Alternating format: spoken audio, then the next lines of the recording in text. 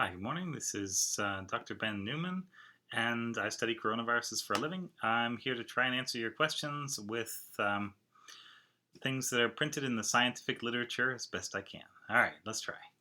So, first question of today is from, I think it's Rain, and if I'm pronouncing that wrong, I apologize.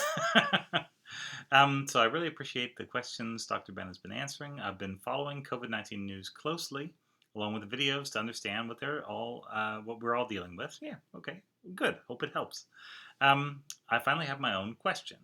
Recent articles are saying that the CDC, has told states to be ready to distribute a vaccine as early as November 1st. Right.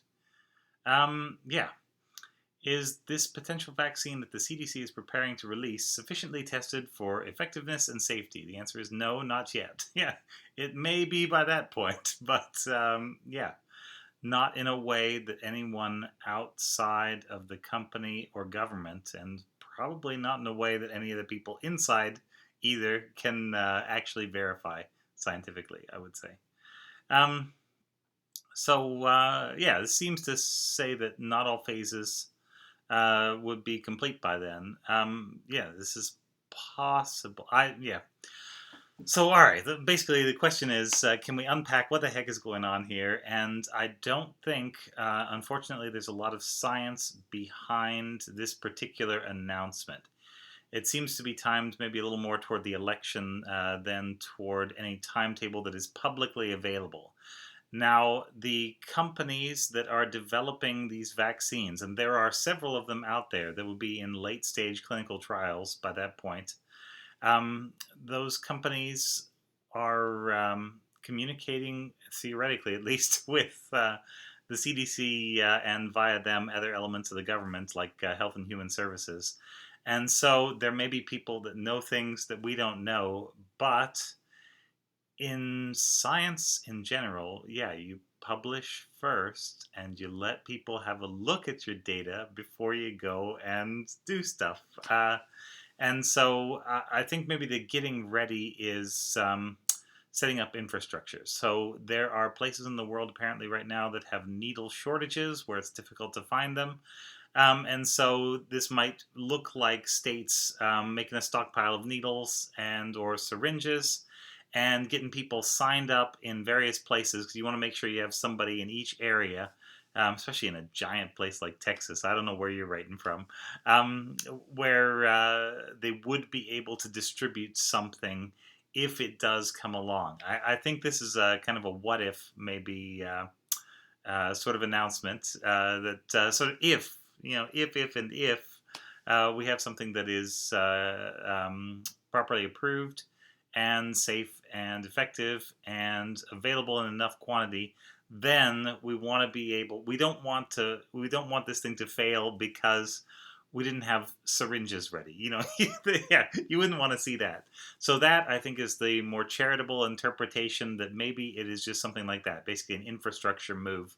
The less charitable one would be that it's more a political move, designed to influence other things, and that's fine. That's outside a realm where I understand anything, and so if that's where it's coming from, then I don't really have any good explanations for that.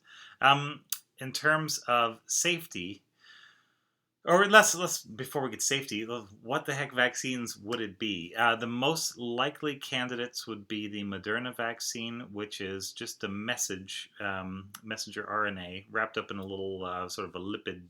They call it a nanoparticle, but it's just like lipids stirred up with RNA, like a little fatty RNA ball that they inject in teeny tiny things. They'll then merge with your cell, drop off its RNA, and then you'll start making that one protein. That's that's a fairly safe way to do things. The concern there is usually that it might not make enough of a response, but so far in the one published thing that Moderna has put out in, I believe, all of their history, it seems to work okay, but there were some blind spots where I would like more information. Some components of the immune system weren't analyzed in as much detail as I would really like to see.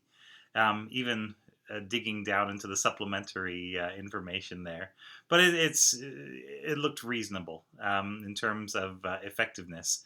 It did cause some side effects, but the side effects were mostly like what you'd call an inflammatory response. So swelling, redness, pain at the site of infection, or injection. Sorry, not infection. It's not infectious. The other possible one would be that looks sufficiently advanced would be one of the adenovirus ones. There's a Johnson and Johnson one. There's one that's being made through Oxford, but via an international conglomerate. There are different ways that that could pan out. I think there's even another one, and this is similar to what China and Russia also have. There are other vaccines that will be coming from outside the U.S., but our ability to access those may be limited because of the U.S.'s recent change in stance on the WHO. And so I don't think we can rely necessarily on anything coming from outside to help. So yeah, that's where we are.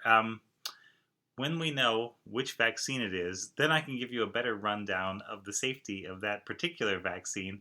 But right now, I believe we are just dealing in hypotheticals, and we are just stockpiling needles and doctors, making sure everybody's ready. So if something does come along, then we'd be ready to go.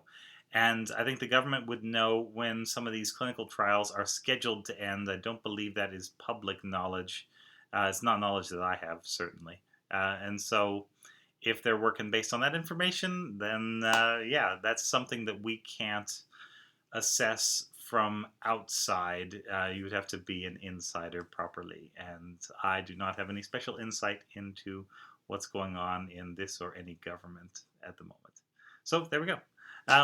Yeah, I would love to be more reassuring, but you can't be reassuring and just say that, yeah, whatever they do, it's going to be fine, because we don't really know what they're going to do. It's probably going to be fine, but need more information. So, yeah, this is one of those, if this was a paper review, you would send it back for additional data, and, it doesn't look bad, it's just not all there yet.